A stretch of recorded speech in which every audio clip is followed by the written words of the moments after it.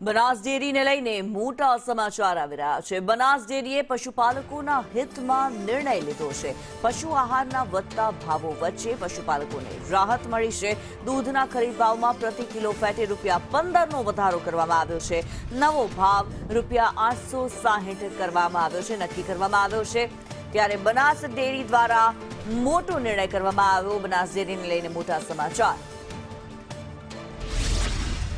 જણાવવાનું કે બનાસ ડેરી દ્વારા હાલ દૂધના પોષણક્ષમ ભાવો ચૂકવવામાં આવી રહ્યા છે।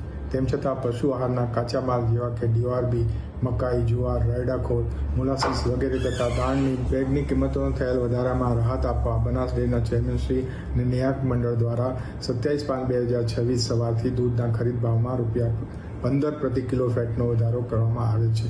હવે દૂધની ખરીદ કિંમત ₹845 પ્રતિ કિલો ફેટથી વધારીને ₹860 પ્રતિ કિલો ફેટ કરવાનો નિર્ણય કર્યો છે।